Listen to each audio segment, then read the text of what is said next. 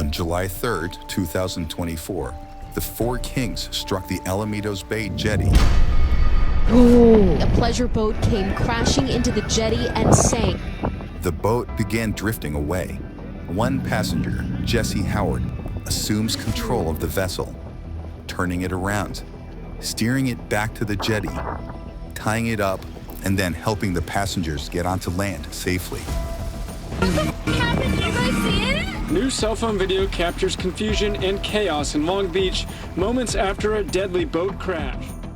John Correa died, and other passengers were injured.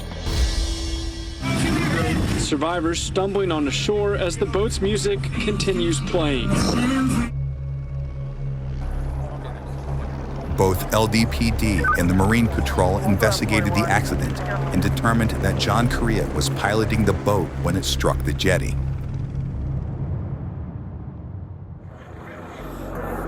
I don't know if you need the guy that's deceased name. I don't know if you need Terhun's pronounced time. What's his name?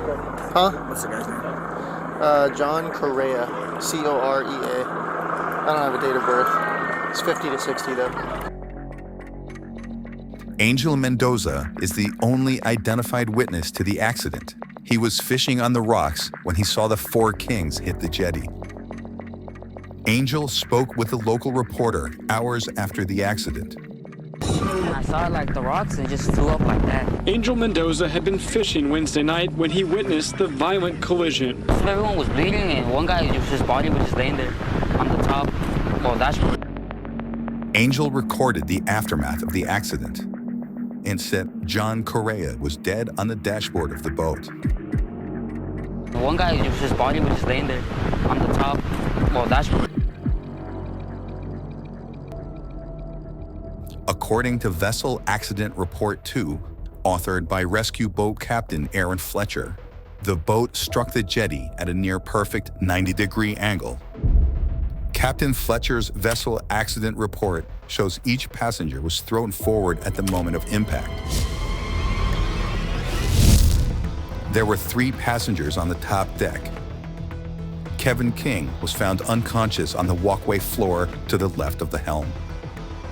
And Sarah Cameron and John Correa were found behind the helm. Sarah Cameron was also knocked unconscious, but eventually walked off the boat. Despite his injuries, Kevin King also walked off the boat, leaving John Correa's body at the helm. Whoever was driving the boat at the time of the crash is responsible for John Correa's death. Devin Beebe was the first responder to climb aboard the Four Kings. The boat was still afloat, but slowly sinking and tied to the jetty. All the passengers were off, except for John Correa. Correa was in a seat on the flybridge. In her first moments on the boat, Beebe and Captain Chris Terhun took Correa's body off of the dashboard and put him on the floor where they attempted to administer life-saving first aid. The video shows it clearly. Correa's body beneath the wheel in the helm area. Moments later, Beebe demonstrated his position using both hands on an imaginary wheel. Sorry, the helm, is that like the top of the boat? Like the top of the boat. It was like a double-decker boat, so he was up at the top where you drive the boat. Okay. She repeated it again. Dashboard area, left of the wheel. There's a steering wheel. He was just to the left of it. Okay. His face, basically like in what you call the dashboard. Okay. After Beebe and Terhun declared Correa deceased, they checked on the other passengers that were already on land. Once we determined he was DOA, we got off the boat to tend to the other wounded who were on the rocks at this point, who have been able to ambulate themselves onto the rocks. In this video, Terhun and Beebe are seen talking to Kevin King. They did not report him as the driver, and they did not report any signs of intoxication before he was sent to the hospital for further evaluation. At the hospital, There was consistent reporting, unclear cognition, and no signs of intoxication.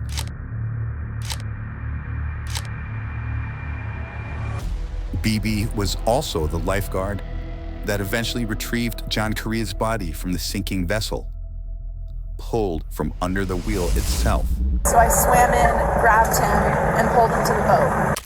In her first written report, BB herself wrote that Correa was recovered in front of the driver's seat.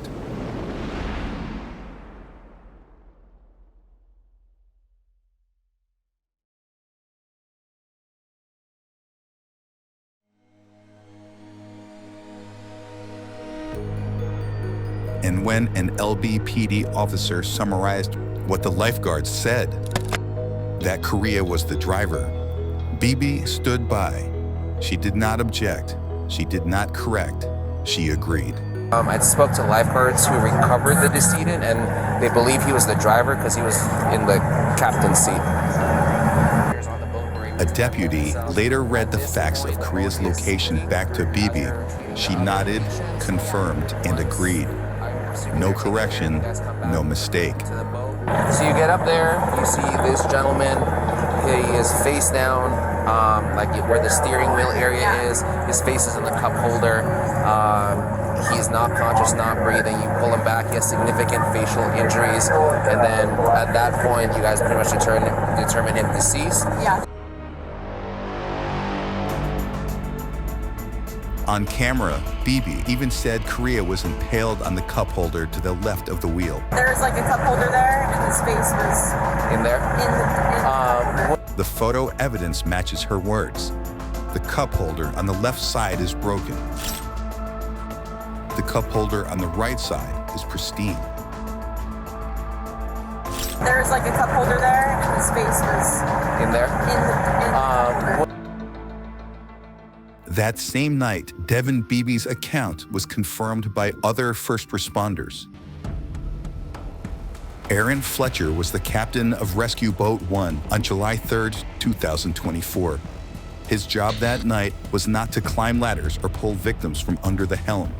His duty was different: to command his vessel, providing lighting, maintain safety, and observe anything on the scene. From his vantage point on Rescue Boat 1, Fletcher watched as Devin Beebe and Chris Terhune climbed aboard the Four Kings, rendered aid, and pronounced John Correa dead. When Fletcher spoke to the coroner's investigator, he didn't say, "They told me." He said what he himself saw. He was butt still on the driver's seat, head into a cup holder. His face impaled on the cup holder beneath the helm. The coroner's investigator repeated the description back to him in crude song lyrics, and Fletcher did not correct her. Face down. Okay. Later, in the same chaotic night, Fletcher approached LBPD officers and requested a toxicology screen for Correa. When the coroner is here, do we get a toxicology report on that guy? Because in his words, everyone is saying he was the driver. People saying that they thought this guy was the driver. Devin Beebe was at his side. Terhune was present. Nobody disagreed.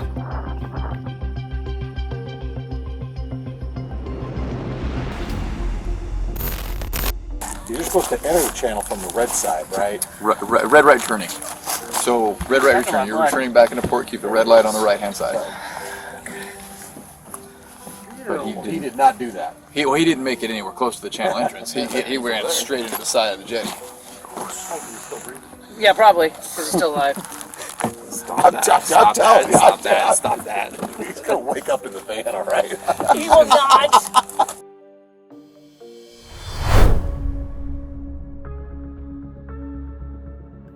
Chris Terhune was the second responder to board the Four Kings. Devin Beebe went first, climbing the ladder to the flybridge. Terhune followed moments later, carrying first aid gear. His duty was clear: check the victim for signs of life. A body-worn camera captures the moment. Beebe and Terhune together, bending over John Correa. Their hands, their lights, their gear all directed to one place, beneath the steering wheel. This was no guess. They were physically touching him, trying to revive him. The footage is irrefutable. Correa was under the wheel in the driver's area. Never once do we see him under or near the passenger seat. And when Aaron Fletcher told LBPD, standing right beside Terhune, that he was requesting a toxicology screen because everyone is saying he was the driver. When the coroner gets here, do we get a toxicology report on that guy? Terhune said nothing to correct him. He didn't need to. He had just been there.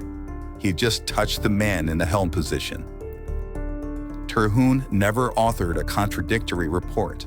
He never claimed Kevin King was at the helm. He never suggested Correa was anywhere other than a driver's area. Scott Dixon wasn't just another responder. He was the battalion chief, the man in charge of the entire rescue and recovery operation on July 3rd, 2024. The command post was established on the pier near the Ballast Point restaurant. From this vantage point, Dixon oversaw everything. He wasn't interviewing survivors himself. His role was larger, to coordinate, to supervise, to be the hub where every detail collected by lifeguards, rescue captains, and LBPD officers converged. Videos show Aaron Fletcher personally approaching Dixon at the command post to brief him. He was actually stuck in the couple. Fletcher relays what he and others had seen on the Four Kings. But like the metal cup holder, like his face was still stuck into it. The decedent slumped at the helm, face impaled on the cup holder. Dixon listens carefully, typing notes into his laptop as he receives the information. Later, Dixon himself is heard on LBPD bodycam saying, "I've got like 3 different answers from 3 different people." I got like 3 different answers from 3 different people, so. But even with those conflicting accounts, never once does he say Kevin King was named as the driver. Not by Beatty, not by Terhune, not by Fletcher, not by the lifeguards. When lifeguards reported their belief that John Correa was the man at the helm, Dixon did not dispute it. His role was to absorb, record, and manage the facts. And the facts being delivered to him pointed consistently toward Correa. What's the guy's name? John Correa, C-O-R-E-A. I don't have a date of birth. It's 50 to 60 though. Per Abby. Don't be calling me up and for something before. Is that all you need? So, yeah. He steps back, hand to chest, registering the weight of the news. As the officer responsible for logging every fact from the field, his command post received every version of events. Every statement from first responders. Not one placed Kevin King at the helm. The man described time and again was John Correa.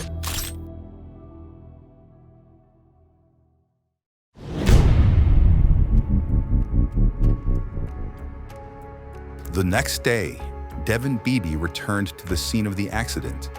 While examining the Four Kings boat, she texted with Aaron Fletcher. And in her text, Beebe admitted it still looked like the dead guy, Correa, was the driver. Only later did she say the passenger seat. This change of information alters the course of this investigation. Fletcher then revised his vessel collision report. According to Beebe and Fletcher, the driver of the boat has now become Kevin King. Now Correa was no longer in the operator's seat, but in the passenger's seat. He claimed this realization came after a July 4th reinspection with Beebe, an event Beebe's own texts undermine. Those texts show she was off duty, asking Fletcher for photos, and only after noon on the 4th saying she thought Correa was in the passenger seat. Fletcher's answer was just 2 words: "Thank you." The sequence matters. On July 3rd in real time, Aaron Fletcher's eyes and words confirmed Correa at the helm. On July 4th, after the boat had sunk, After Korea had been identified as a respected coach, the seat assignment shifted.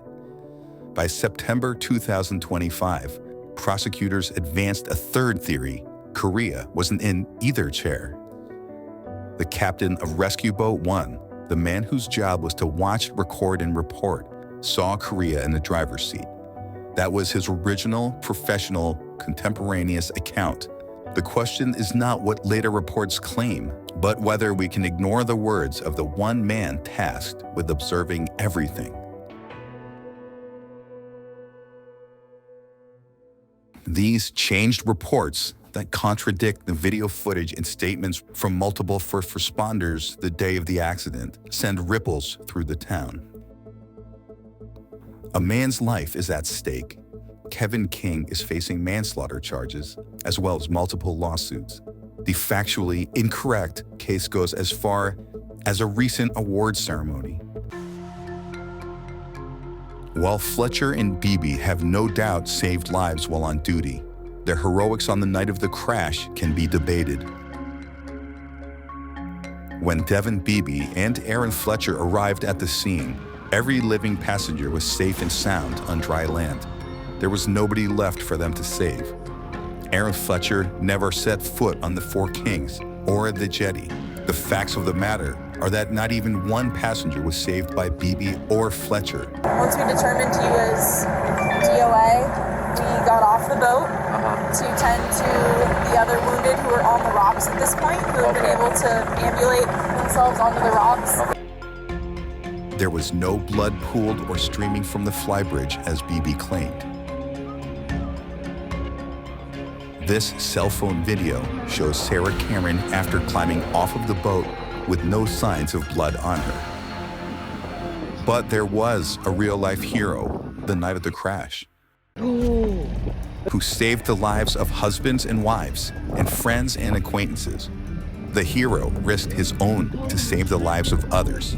He jumped to action and took command of the 48-foot yacht, the Four Kings.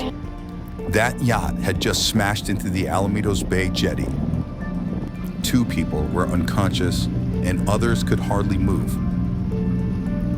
His heroics stopped the damaged boat from aimlessly driving into the black night and ocean. That hero was named Mr. Jesse Howard. He then single-handedly used safety ropes to allow others to escape. When authorities confirmed the body was John Correa, the beloved Millikan High School baseball coach, former UC Berkeley standout, and friend to families within marine safety itself, the narrative shifted.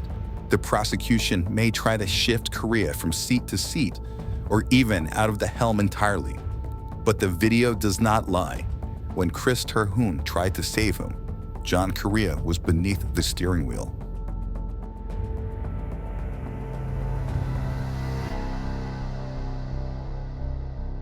The prosecution cannot escape the threshold question: who was driving the Four Kings when it struck the jetty? On July 3rd, 2024, every witness, every first responder, and every piece of forensic evidence pointed to John Correa at the helm. So he was up at the top where, you drive the boat. There's a steering wheel. He was just to the left of it. Okay. His face, basically in what you call the dashboard. I spoke to lifeguards who recovered the decedent, and they believe he was the driver because he was in the captain's seat. There was a cup holder there, and his face was in there. He was actually stuck in the cup holder, but the metal cup holder, his face was still stuck into it. Civilian eyewitness Angel Mendoza described the bald guy slumped over the wheel at the moment of impact. Captain Chris Terhune, who pronounced Correa dead, never contradicted it. The medical evidence reinforces their words with precision. Kevin King's trauma was lateral, confined to the right side of his face, with no injuries to his left side, chest, or torso. That is not the injury pattern of a man projected into a wheel or console. It is the injury pattern of someone offset at the top of the flybridge ladder, thrown forward into the walkway. Physics does not lie. The four Kings struck the jetty at a nearly perfect 90-degree angle. Every passenger's body was launched forward. King's single lateral injury matches the trajectory from the ladder. John Correa and Sarah Cameron, by contrast, suffered injuries across both sides of their faces and chest. Both were found beneath the helm. Correa had a large gash on his knee, consistent with a head-on crash into the dashboard. Correa's Cal Berkeley cap was recovered from the dashboard, and yet the narrative changed. First, Correa was found in the driver's seat. Then he was shifted to the passenger seat. Now prosecutors claim he wasn't in either seat at all. This is not a minor inconsistency. Vehicular manslaughter is a homicide charge. There are no homicide cases in which the body of the victim is moved 3 different times to 3 different physical locations. That does not happen by mistake. It happens when a story is rewritten. It happens when evidence is bent to fit a theory. The truth has never changed, only the story has. Kevin King was found in the walkway, so far from the helm that passengers were filmed stepping over his unconscious body. John Correa and Sarah Cameron bore the bilateral injuries of operators crushed at the controls. This is not a technicality. This is a frame-up, a setup. And if prosecutors can twist physics, medicine, and testimony to frame Kevin King for a homicide he did not commit, then no one, not the wealthy, not the poor, not anyone at all, is safe.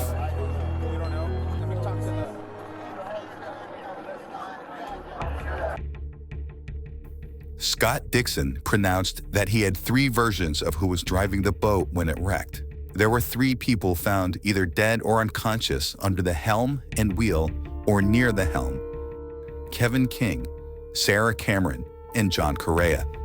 Kevin King's location after the wreck is undisputable and video recorded.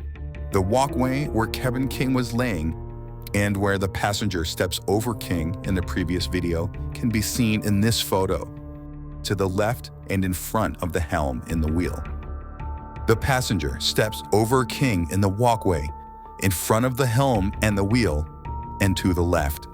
Kevin King is bleeding profusely from his injuries. Hours after the wreck and after being treated on the jetty, Kevin King was still bleeding in the ambulance and at the hospital. Each witness described King as bleeding profusely on the 4 Kings. Circumstantially, the fact that Kevin King was not found under the wheel or helm proves he was not driving when it wrecked. The complete lack of blood under the helm or wheel proves Kevin King was not present under the helm when he was bleeding.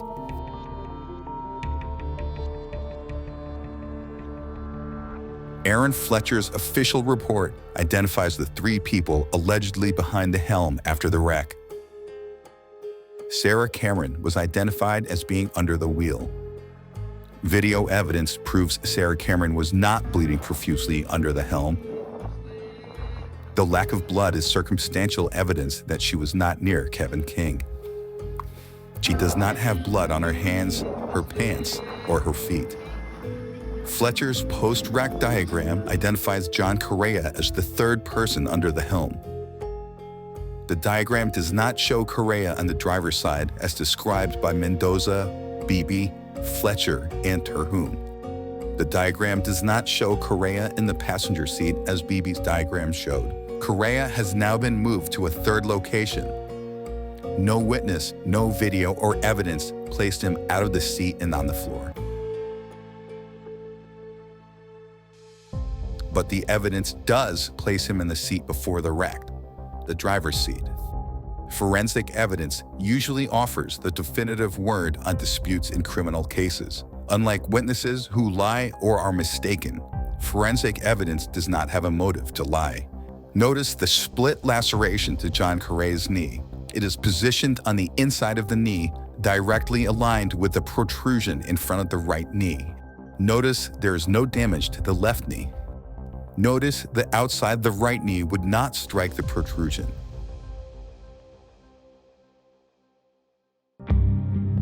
The only person with a split laceration caused from blunt force was John Correa. The only person identified as bald and driving and on the dashboard was John Correa. The only person identified as the driver was John Correa. Angel Mendoza, Aaron Fletcher, Devin Beebe, and Chris Terhune each identified John Correa as the driver of the boat. The forensic evidence simply corroborates that evidence.